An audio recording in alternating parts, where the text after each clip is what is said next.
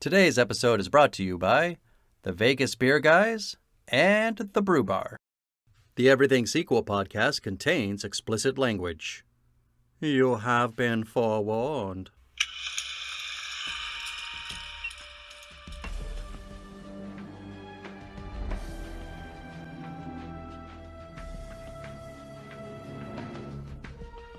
Hello and welcome to the Everything Sequel podcast, the Final Destination edition. Today is Final Destination 3. My name is Michael Shantz. I'm from the How Dare You Awards. With me is my partner in crime, the fearless Tom Stewart. Hi, Tom. Fuck you, Ben Franklin.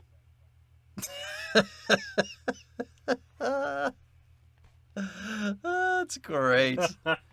We are talking about Final Destination 3, the 2006 James Wong movie. James Wong is the director of the original Final Destination, and he is back to give us Final Destination 3. This is both of our favorite movies in the series. Yep, it certainly is. It's an all... I mean, I kind of think if you just judge this movie on its action set pieces, it would still be the best movie in the series. Mm-hmm. It would have to, like, basically fart its life away in between those set pieces to not be the best movie in this franchise. So, I agree with you completely, first of all. But wrapped up in my saga of Final Destination 3 is a personal story. Oh yeah, that's right. Come on, I mean, what could be more appropriate to a sequel than telling a campfire tale about another sequel? Yeah, I have a very personal story that our listeners, few as they may be, our listeners will, I'm sure, chuckle at. And that might also get me arrested. Okay. I around the time of this movie, yes, 2006, I had joined the Big Brother program. I don't like where this is going already. So you didn't tell me children were involved. You should be wary and worried. I was in a school-based program. I would go and visit a little at school. He and I were going to go into the community program. Now, when you're in the school-based program, you're not allowed, like, you don't have the kid's phone number. You don't see him outside of school. You only see the kid at school. Yeah. I went to his 5th grade graduation, and for whatever reason, his parents decided that he shouldn't be in the program. And the Big Brother program let me know. And I just never got to see that kid again. And it was like kind of a bummer, you know? Yeah. So they said, would you be interested in just being matched with another little for the community-based program? I said, sure. Right. So I meet a little. And by the way, I didn't know that they were referred to in the system as little. Yeah. As really? Littles and bigs. Is this a little dehumanizing? So you might end up with Gary Coleman. That's true. And then it would be offensive. That's right. If I said, hey, little. So, but I matched with this kid and, I said, what do you want to do on our first outing? Would you like to go on a hike? And he said, oh yeah, sure. That sounds good. So maybe a week out from our hike, I called him. I said, I'm just looking forward to going on this hike with you. His name was Oren. But I left, a phone message. Didn't hear back. A few days later, called again. Oren, let me know. We still going on a hike this weekend? I'm super excited. Give me a call. Didn't hear from him. Called him the night before. Oren, I'm gonna need you to call me back. Are we going on a hike or not? No call. The next morning, I was in the shower, and that's when he called. Mm-hmm. So I didn't hear the phone. I got a message, and he says he always whenever he left a message, he'd always the beginning of it was always exactly the same. He'd say, Mike, hi, it's me, Oren. And on this particular message, he said, so, I don't think I can be in the program. Sorry. It just hung up. Right. I am fascinated about where Final Destination 3 comes into this. So hang on. So I had some friends watching football games. It was a Sunday, so I went and met them. And they were like, what's going on? I thought today was the big day, your first day with your little brother.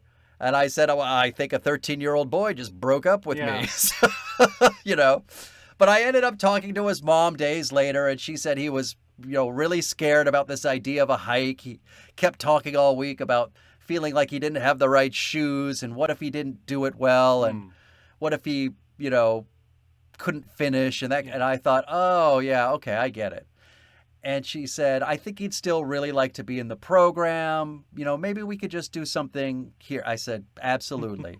So I met him. We just stayed at his house. I taught him about chess. We played some chess.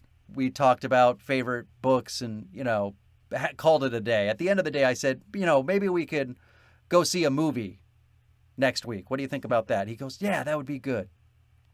So I thought, a movie, non-confrontational. You could just, you're sitting in silence watching the movie for a first time outside of the house. Maybe that's a good way to go. Agreed. So the next week we go to a movie. I said, what movie do you want to see?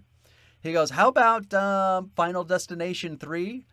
Now, I mean, I'd seen the other movies, but I blank slate. Like I'd said, I told you in our beginning episode, our mini-sode, that I couldn't even remember what happened in the second movie. Like you said, I don't remember these horrific death scenes. You remember? I remember the log falling off, and I can't tell you to forgot this it was day. About death.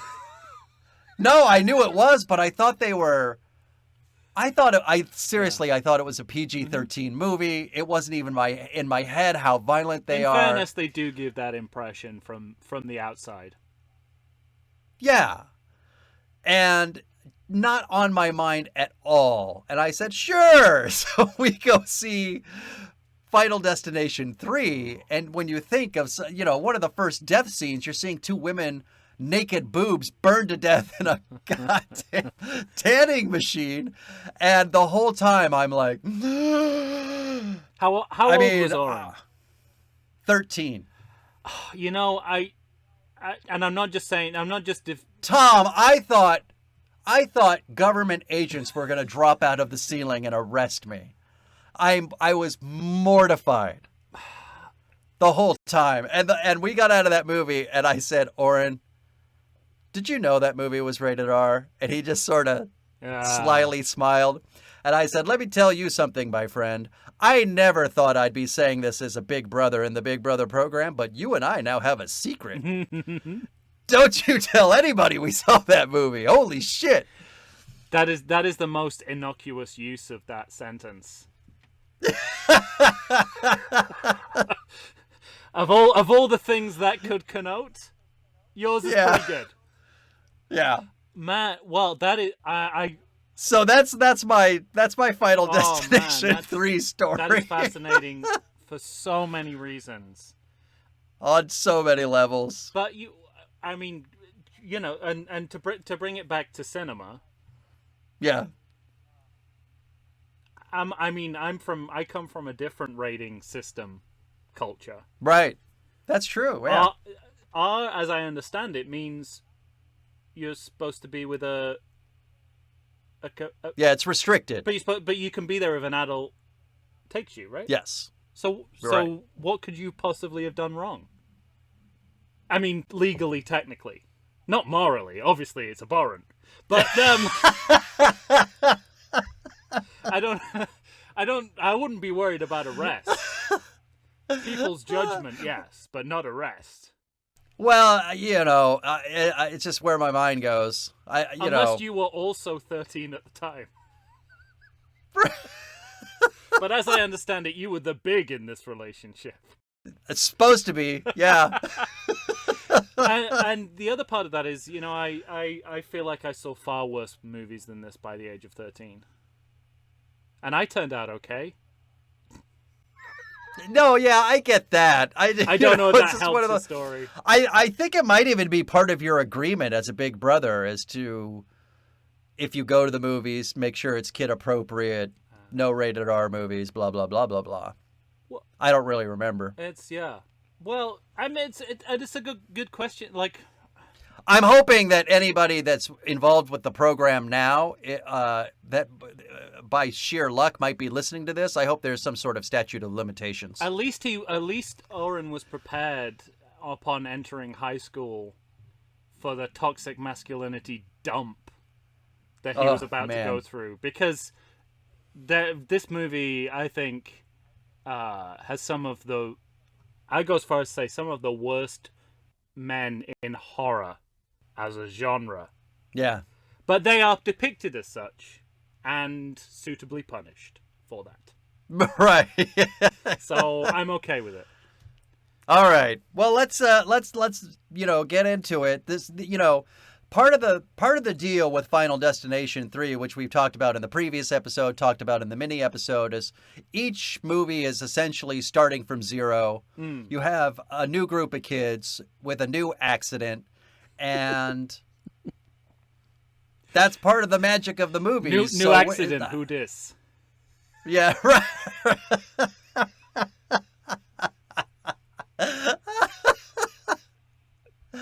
Oh, what a sublime joke. This is shaping into a very strange episode. Yeah. This will be maybe part of the very best of. Yeah. Where do you stand? We didn't talk about that in the mini episode. How do you, what's the best inciting incident? I think, or at the very least, in relation to this movie, how do you like this one? My top three are all in this movie. Okay. So I think, I love a roller coaster in a movie. It just works on film. Yeah. Motion, spectacle, it's kind of really all you need. I'm pretty sure, I have a vague memory of, all kind of CinemaScope test movies that are just roller coaster rides. Mm-hmm. And so I'm like, yeah, roller coaster, I'm in. And then we get me too. It's the most brilliantly executed action sequence. And I'm not just talking about sequels. The scenes of the kids flying off the roller coaster. Right. My mouth is open the entire time. I'm like, this is it's visceral. Good. It's visceral, right? It's just, aside from the fact that why doesn't some carny pull a lever somewhere? That aside. Mm-hmm. Well, and that's one of my favorite things is this idea of, no matter, they make it seem as though once you're in the seat, no matter what, the roller coaster's going. It was a miracle that they let a few people off, right? Somebody's freaking out. Somebody, so what happens once you get that Ramones chant up, there's nothing you can do. That you can't stop a hey ho, let's go. No, of course not.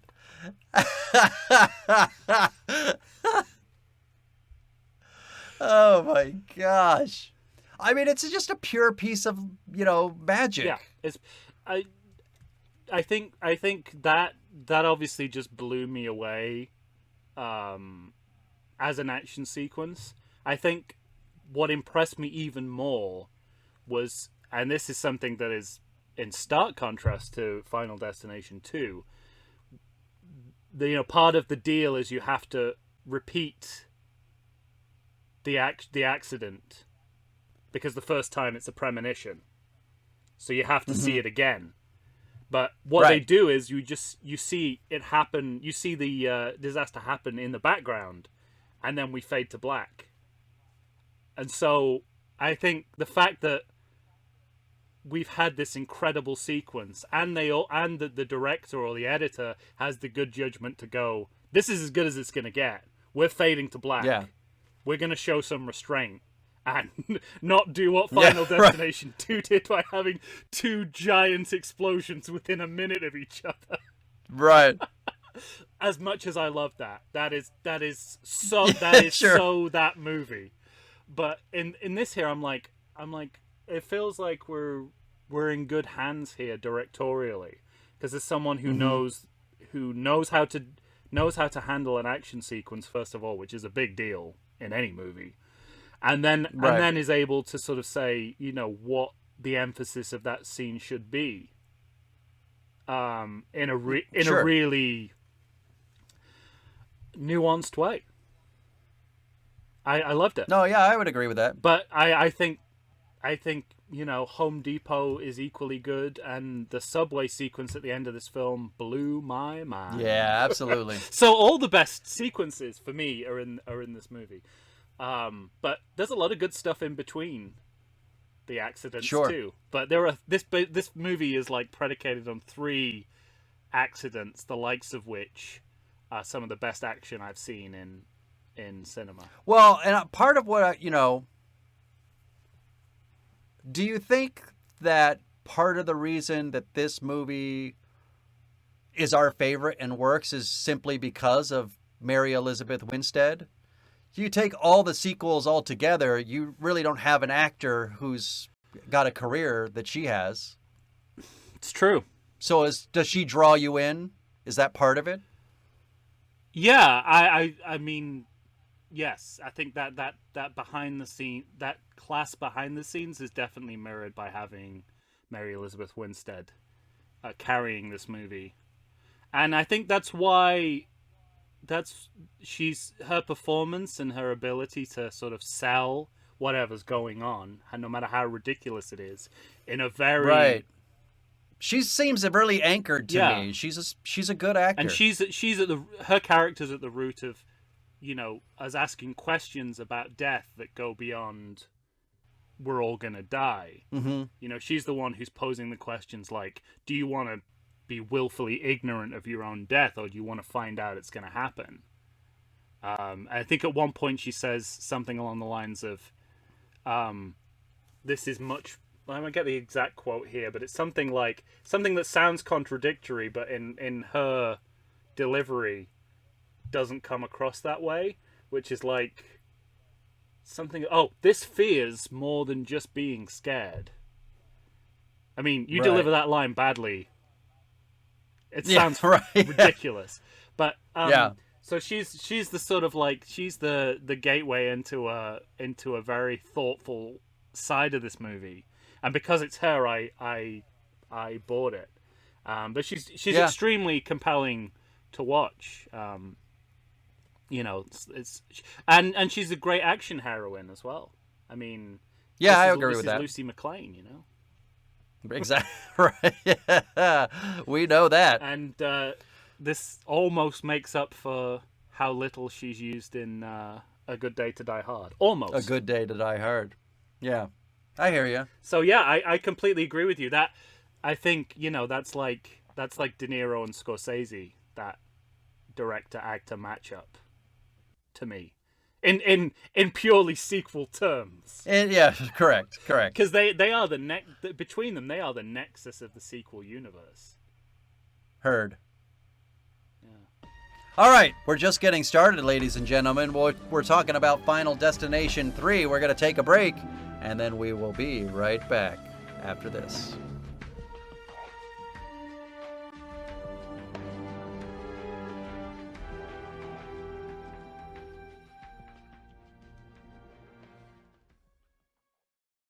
I like to think I know something about beer, but nowadays even I get overwhelmed when confronted by the exhaustive selection of craft beers they have at bars, breweries, and even grocery stores. Back in the day you had one, maybe 2 craft beers to choose from, and if you were confused, you ordered a Guinness. But in beer destinations like San Diego, the craft beer options lately are in double, sometimes even triple digits. So what's a beer drinker to do? You need what I need. The Vegas Beer Guys. Your beer of choice should be a perfect blend of malt and hops. And so a live show about beer needs that same balance. And the Vegas Beer Guys matches beer expert Dan Aker with self-proclaimed beer novice Stephen J. Weiss. The results are eminently drinkable. They're on Facebook. They're on Instagram. They'll try new beers. They'll tell you about beer. Think of them as your beer Sherpas guiding you up a foamy-headed mountain to reach the peak of your pint. God, I need a beer.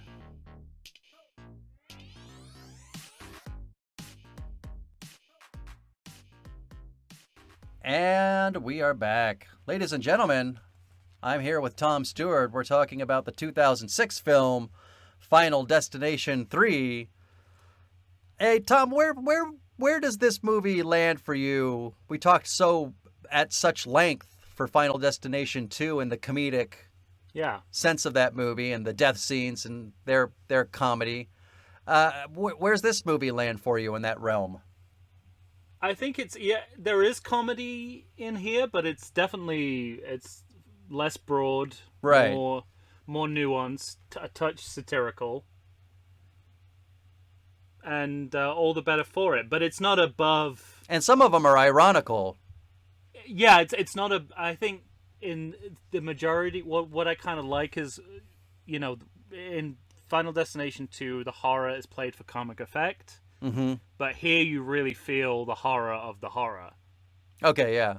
It's more visceral. The scene of the two teenage girls burning alive in a tanning bed is just. I felt as uncomfortable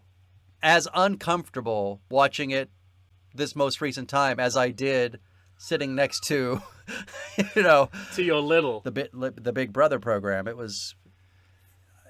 And I find the humor is more kind of gallows humor. Yeah. With sort of like death. It's like death is coming, so let's joke about it. Yeah, totally. That's the way I read it. So in this movie, because we talked about that, or it's kind of character based as well. Like it's but not like comic characters, but kind of character based comedy. Right. And we talked in the last episode about sort of how long it takes to get everybody on the same page. Yeah. And that's one thing that's completely different in this movie. You have some of the people die before they even have a chance to understand that something's a-coming for them. Yeah. And everybody else is really hard, they deny it to an extent that causes their death. Right? Yes. Yeah. And that's a little different in this movie. Again, each movie's a little different, and I like that about this movie. Absolutely. I think it's a great switch up. Yeah, I think one of the big, we kind of alluded to this in the last podcast, but one of the big changes is the device by which you show what's coming in terms of who's going to die next. Mm-hmm. And here they switch to, you see it in photographs. Right. Which makes less real world sense. Right. Less common sense, but works much better cinematically, as, the Back to the Future movies have shown. If you put it in a photograph, everybody will get it. Everyone will get it, even though what you're seeing is completely well, impossible. And part of that for this movie, too, is the characters trying to decipher each photo. Yeah, exactly. Because they're not always right about the manner of death. They'll think it's one thing and it turns out to be another thing. You know what I mean? So. Yeah, and then it brings in a mystery element. I suppose. Yeah. I mean, my biggest criticism of this movie is bringing in actual historical tragedies like 9/11. Mm-hmm. And even the Lincoln assassination, as kind of precedent for why right. you can see death in photographs. Yeah. I mean, aside from the, it just sounds like conspiracy theory bullshit. Nonsense. Which is never a good thing to, It's not where you want to. Yeah, you don't want to. Get in bed with that nonsense. Exactly. It's just thought like it would seem quite tasteless now. This was 5 years after 9/11. Right. That's gotta be too soon. Right. I would caution against anyone doing that now. But 5 years afterwards, that just feels like you're still in the eye of the storm there. Mm-hmm.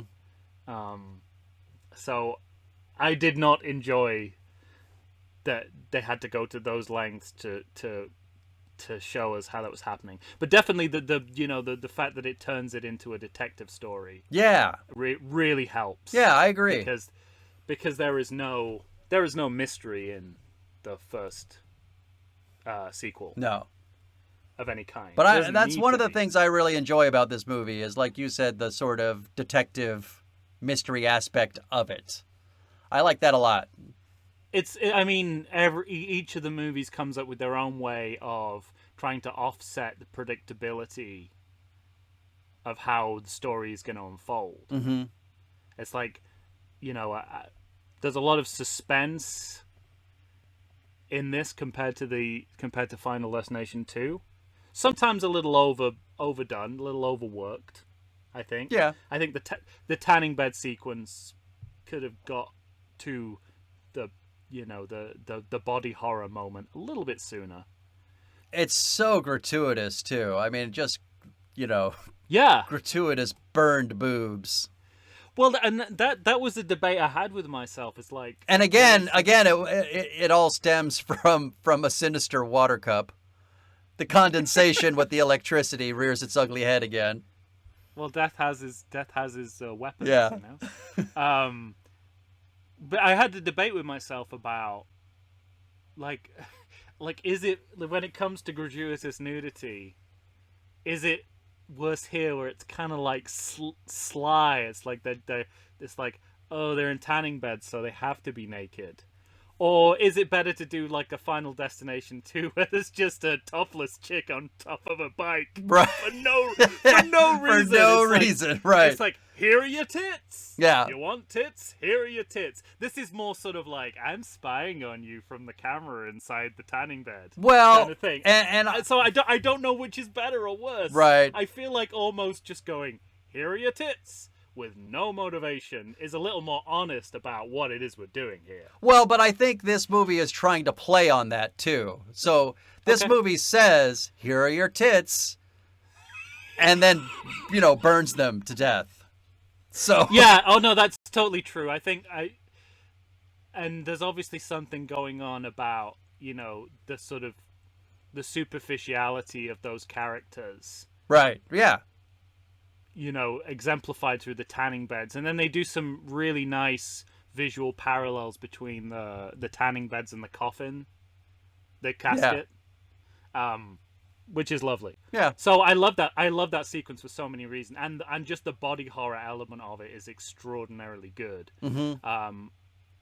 But not the best in the series, but... No, but that's a very high bar. Right. I think. And that was the moment where I was like, oh, this movie's got more going on under the surface than the second movie. Yes. Yeah, that's why I like it, I think, the most. Me too. But also, I guess, the fact that it's not so up its own ass that it can't make a joke about someone having something up their ass. Mm-hmm. Yeah, I think that's a good benchmark for any film.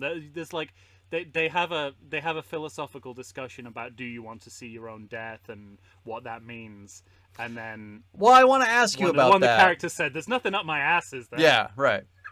So they never, and fuck you, Ben Franklin, and it's like the movie has a sense of humor, but it's not playing on a different level than the movie that precedes it. It's not the only thing that's going on here. So let me ask you, I want to ask you about that essential point, though, because they have these photos. They're kind of using, like we said, they're using these photos as, kind of their clues. They're trying to detect how and in what manner they're going to die, and the clues are in Yeah. the photos, right? And As I understand. yes. And so you have this element of it does feel philosophical. Yeah. Do you want to know? Yeah. But when you accept the reality of death as an entity and it's coming for you, shouldn't you just look at the photo? Because you want to try and figure it out and then avoid it at all costs, right? So to me, But isn't the point that you can't, and it's so cryptic that you're always gonna be wrong. be wrong. I mean, that's what you're absolutely right. That's a huge hole Yeah. in there. Also, another kind of big hole. I mean, I already solved the problem for Final Destination 2. Just everyone take everything out of their pockets when they enter a building. Right. Yeah, that's and right. all whoever's not dead, not next up, stand around the person who is. All will be well. But there are moments where I'm sort of like, when they get to the bicentennial celebration, and a bunch of pyromaniacs are setting off fireworks. I'm like, that's not Death's agency. That's those fucking idiots. Right, yeah. Yeah, totally. So that's another big hole in there. It's like it has to be like this,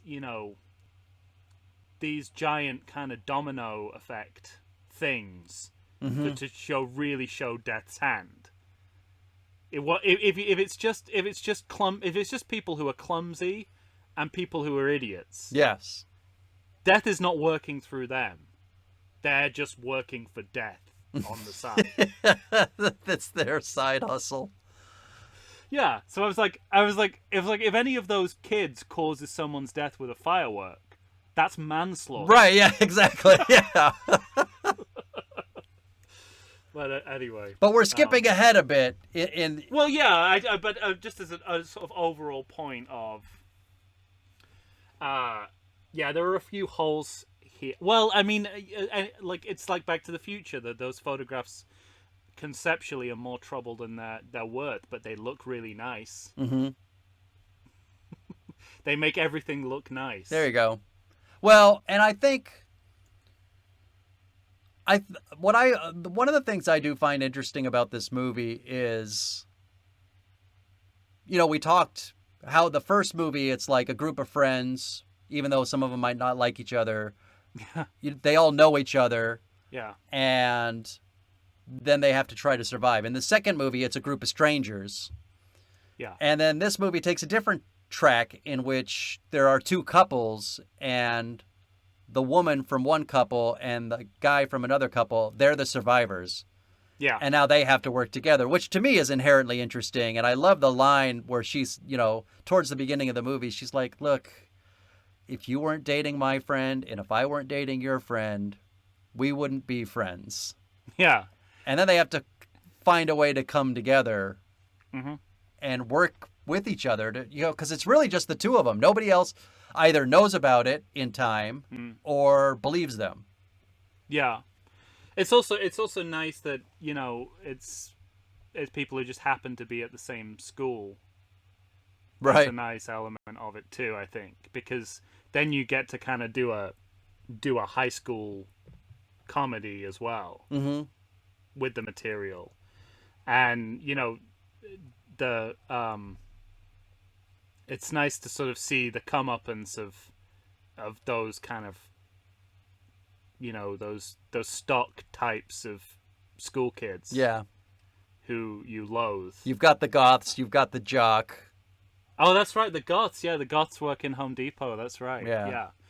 And and you mix it up in terms of ethnicities and ages and that sort of stuff. So it's I love that. I love that we've got a totally different ensemble every time. And I just remembered, the kid who gets the engine block to the back of the head. He's a misogynist, so. Oh, he's the worst man in the world. Yeah, just a terrible, terrible person. And then all that fake guilt he has at the funeral. Right. It's like, I so think this is my fault. Yeah. Yeah, And the funny, I mean, like, he won't even be the worst male we meet in the series, you know? no. So yeah, that's really that's all very beautifully done, Yeah. I think. Yeah, I don't have much bad to say about this movie. I'm a little off put by well, I mentioned the things that I don't like, the 9/11 stuff, and Yeah, I don't like the my complaints about the movie are sort of fleeting. They're little tiny Yeah. things, you know, when they're about to get on the roller coaster and she's taking pictures and there's a flash and it sounds like old-timey, you know, from The Natural kind of sounds for the flash. You know, shit like yeah. that. When they're on the coaster, there seems to be something wrong with the hydraulics, and they take care to show you like leaking hydraulics several times. But then it's just the misogynistic asshole who drops his camera and it clings to the rail itself that really fucks things up. And I think, well, why? I mean, I guess they cover it because it causes a bigger problem for the hydraulics, but. And the chain reaction started by the muscular African American footballer not being able to fit into the seat, which I did not enjoy. No, yeah. It's like, he's not King Kong. He can still fit in a... He's a regular person. He's a regular person. Right. So a few moments like that where I was like, I'd rather not. But on the whole, it definitely felt like it was firing on, if not all cylinders, a lot of cylinders. Yeah, on a lot of cylinders, exactly. Can you... Maybe you can explain my own note to me, because I can't remember why I wrote this. Okay. I wrote down pigeon killer. Yeah. I can explain that. I don't remember. Yeah, basically pigeons return to kill. Pigeons in this movie and Final Destination 2, pigeons kill one of the characters. I can't remember. Which is the death for the pigeons in this movie? I can't remember, but it's I made a note saying it was another young character because it's pigeons killing a child. And it just occurred to me, it's like death, you know, has like 3 things that he can throw at the world, and one of them is pigeons. Yeah. Because you have you know, Boy Jerk, who gets it in the fast food drive-thru. Yeah, and that's an interesting one as well, because you don't know it's him until... Yeah, that's a pretty good scene. I like that one. Yeah, so the way it's shot is interesting. You know, they're you know, a truck comes up behind them. They're kind of honking at them to go along. She looks to the, you know, you have this at play in several of these movies where flickering lights yes.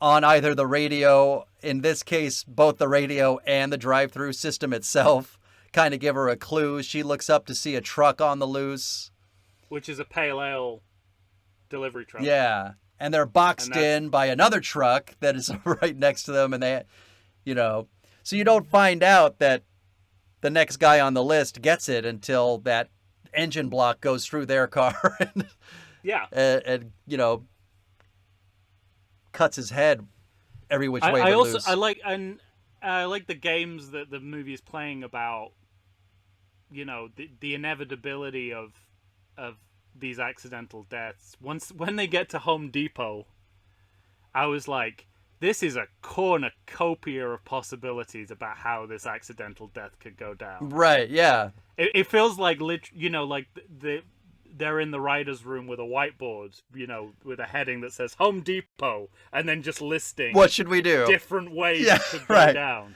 Well, and the one thing about you know, eventually decided on the pinhead nail gun, which I would have put at the top of the pile too. For sure. Yeah, absolutely. And the one thing about that scene, though, is how dependent it becomes. You know, this happens especially in that scene where sounds are covered up by other, you know what I mean? Because this forklift kind of is running away on its own, and then it gets stuck on things, and then it's running things over, and that's going to make a lot of noise. but he's just sawing stuff. Yeah. So they cover it up with that sound, but he keeps stopping sawing shit as well. You know what I mean? So in reality, you would hear that off in the distance, but it's all just they try to cover it, but they don't cover it well, but it's just sort of delicious. It's all just so it's Death's playground. right. They found the perfect arena for, this unlimited supply of accidents in this one building. Yeah. It was beautiful. And then, the way that the deaths start to get really archaic during the bicentennial celebration. Well, yeah, let's like lynching and horses. It's like death gets very retro for a little while. For a bit. We're going to take a break, and then I want to get into that celebration, because that's where the movie ends, and we'll just have a roaring good time getting to it, because it's pretty delicious. Yeah, it saves the best for last once again. All right. Let's take a break, and we'll be right back, everybody, right after this.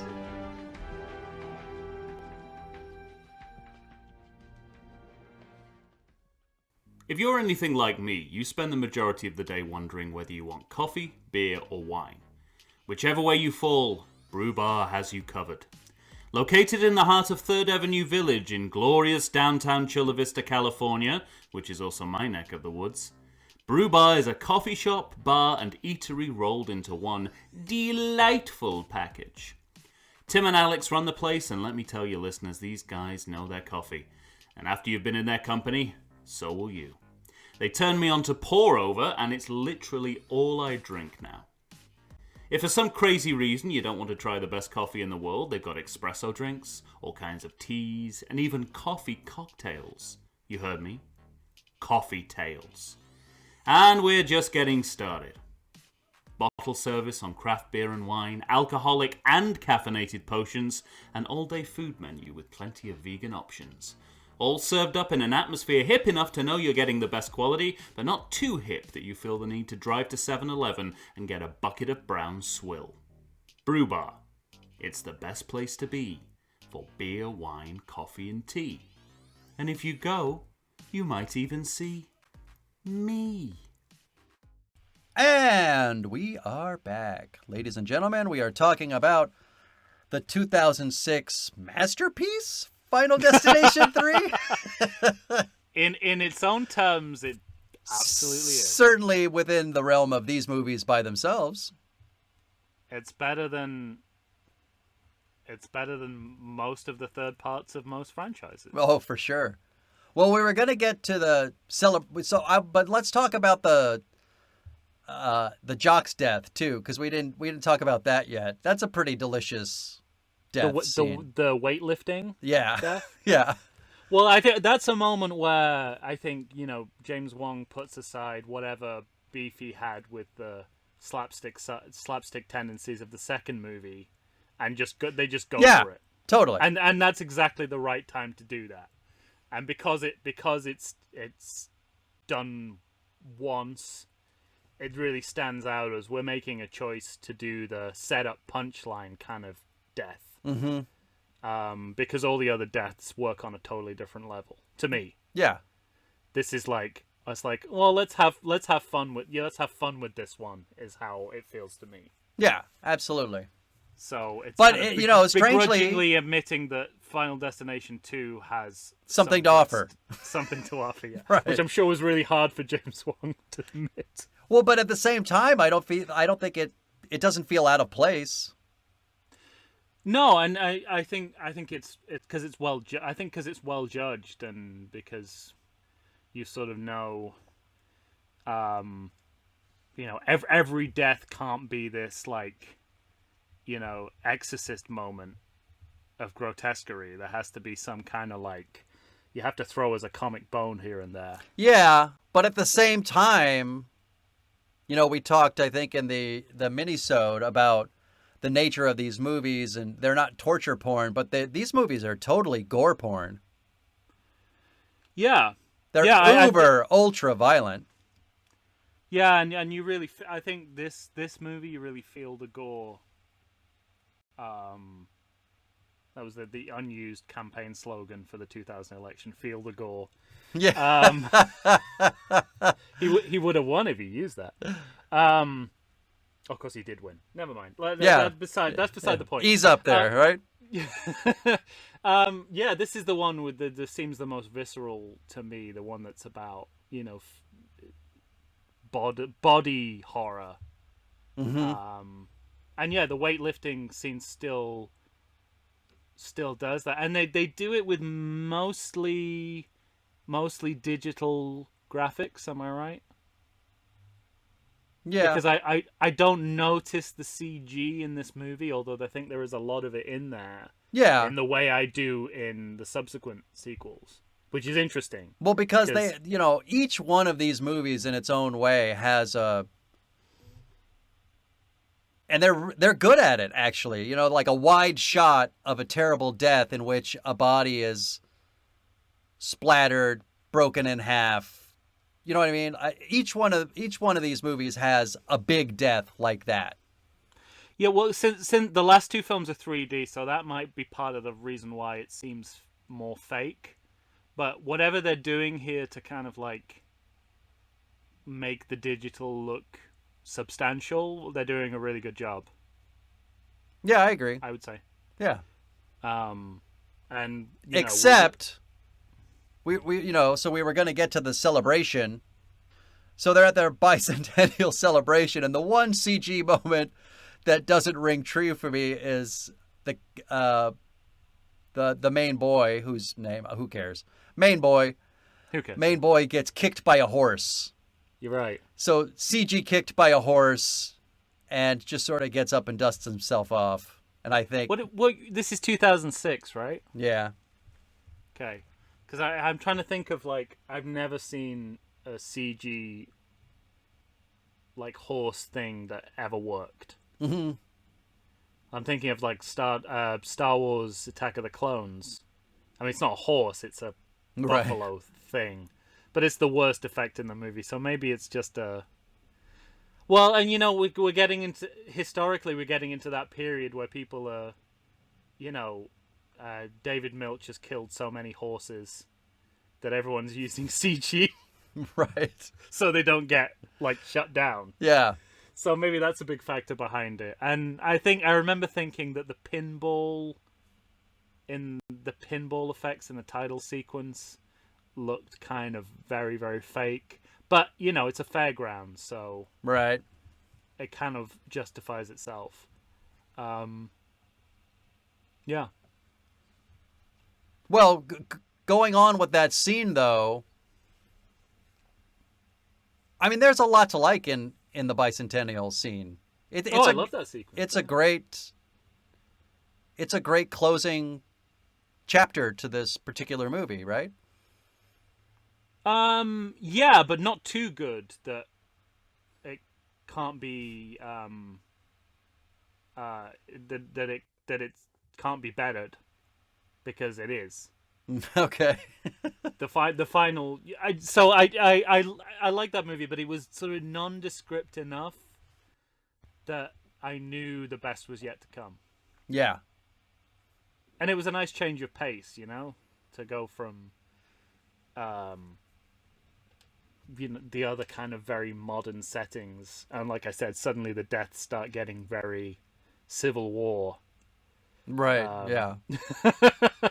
I mean, we have a not that it's an actual death, but you have dragged by a horse. Yeah. And doesn't someone get flattened too? Yeah. So that's the big one, and that's kind of what I was referring to before about the big. There's always one big split a body in half. Yeah. Kind of scene in these movies, and in this one, the fireworks. I forget what I think it has something to do with the horse when the horse first gets loose. So it starts, this contraption, this rig that has the fireworks is losing its balance, and it's kind of going up and down. So the fireworks are still shooting off in the sky, but danger is a coming, and it's one of the Goths. So, and this is something that comes in play in this movie that is done even better, I think, in the fifth movie of. One of these characters becoming sort of the ominous. In this movie, he's more passive though. He's, hey, like it skipped me, I can't die, so. Oh yeah. You know what I mean? And he's kind of confronting these others because his girlfriend died, and he wants them to get their comeuppance, and so he's sort of standing in their way, not going to let them escape. Mm-hmm. But I knew he was trouble when he tried to take a picture of Stacy Kobayashi's camel toe. right. I knew it. I knew he was Right. trouble. No, that's a really great point. It's a nice variation on that, and yeah, it does. It's and is he the one that gets flattened? Yeah, so it's the fireworks end up tipping the truck, but Mary Elizabeth And doesn't his Winstead gets everybody to the ground. She sees it coming, and they go right past him and hit the sort of the, there's a huge crane of some kind, yeah. and whatever hydraulics are holding it up are hit by the fireworks, and it comes down and splits his body in half. Yeah. Again, another moment when I'm with a 13-year-old kid sitting next to me where I go, Jesus Christ, I should just take him out now, but. You should have tried to turn it into like a cautionary tale. Like Right. turn to him and say, and that's why you don't mess with fireworks. And that's why you don't ever go to the gym. And that's why you don't ever get on a subway train. And that's why you don't get fast food in the drive-thru. If you see a pale ale truck in the distance. If it's not there, you're probably okay. Oh, But fucking you should shit. eat healthier. Yeah. Can we talk about the subway now? Hell yeah. Nearly my favorite part of the whole Of any franchise. of the movies, I Yeah. think. I love it. I love it. I love it. It's so good. It's Well, spectacular. I'll leave it to you. What say you? What wish you to say? I don't really have anything interesting to say. I think they're. I get the strong sense James Wong's trying to circle back to the original movie by making, going back to another form of transportation. Mm-hmm. And, the way everyone keeps talking about the end of the line also seems to be a way of like, okay, let's stop here. Yes? And I'm going to give you a sequence that is so spectacular that, nothing will beat it in the franchise. And it is. There are 2 more movies. Right. That's another side issue. It didn't work. You Right. know? It's like when they blew up the world in Planet of the Apes. And Oh, they went on. making sequels. Yeah, and this was a point where I was like, everyone was noticing a bunch of coincidences that were I was just like, yeah, it's a sequel. This stuff happens all the time. It's not weird that they're both on the same train. It's a sequel. Oh, see, I had the opposite reaction. I'm like, the idea that she starts getting the bad feeling, the cold wind happens, I think, and she's got the bad feeling, Mary Elizabeth Winstead, and is trying to convince her friends, they're in New York, and trying to convince her friends to get off the subway, however many blocks, 11 blocks before their destination. Yeah. And she's like, it's nice out, we'll walk. They're like, it's freezing outside. And they're like, come on. But then when she sees her sister and just drops it and they, let the doors close, I'm like, oh, we're in a lot of fucking trouble. Well, I knew obviously it was the final scare because of the contractually binding time jump that we have to have at the end of every. One of these movies. Yeah, I was like.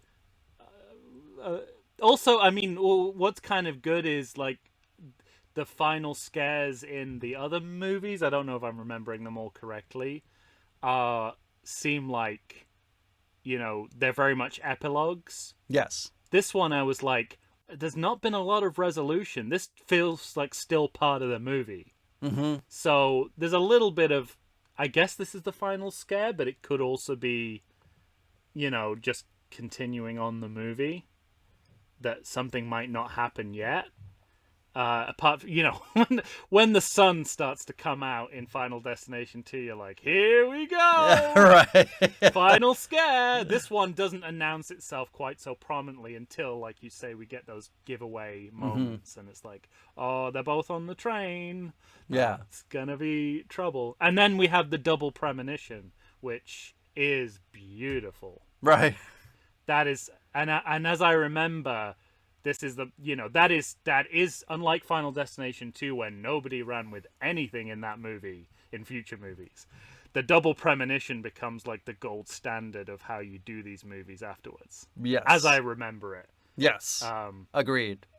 And it's great because, like this entire movie, it's so obvious and yet so well done at the same time. Totally. It's like, yeah, of course you can have a double premonition. You don't know it's a premonition when it's happening. Yeah. Right. So why not do it again? I love that. I love the double premonition. And it feels like they really run with that multiple perspective thing in 5, if I'm not remembering. No, well, you mean the double premonition? We don't have a multiple perspective one here, do we? We just have a double premonition. Right. That comes later. It's basically about how you can, like, pimp the premonition. Yeah. Well, the one that pimps the premonition more than anything is number 4. Yeah. Is the Final Destination. I mean, all I remember from that is thinking, how many times are we gonna see this fucking movie theater blow up? Yeah, exactly. Yeah.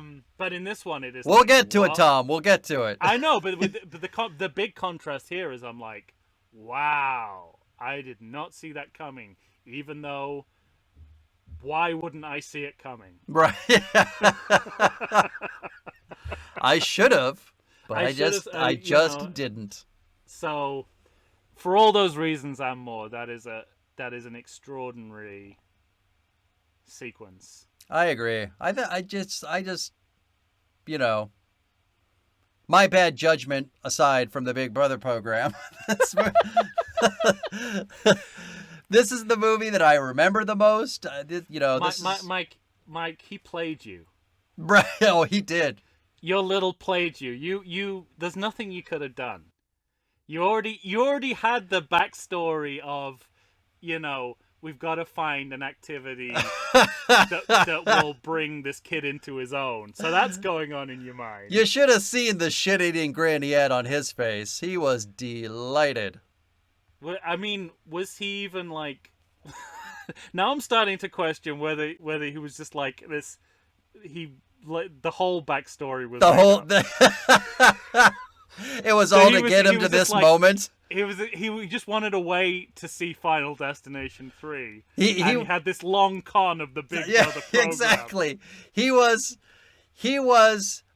to me, what death is to these people in these movies. It was the long con. Well, that couldn't be a more perfect way for you to experience the movie. No, yeah, it was delightful. Unless at the end of it turned out to be a premonition, and you had the agency to get the fuck out of there and not have him see, and like it just zooms out of your eye, out of my eye, and cut to me saying, "No, we're not going to see that movie," and you just go, "We're getting the fuck out of here now." And something very similar happens in the Final Destination, as I recall. Yeah. Oh, that's too good. Yeah. All right, let's end it there, I say. Oh, definitely. All right, ladies and gentlemen, Tom and I say this is the best of the Final Destination movies or sequels. You let us know what you think. Find us on Twitter, find us on Instagram or Facebook. Send us an email, everythingsequel@gmail.com. My name is Michael Shantz. I'm with Tom Stewart. Say goodbye, Tom.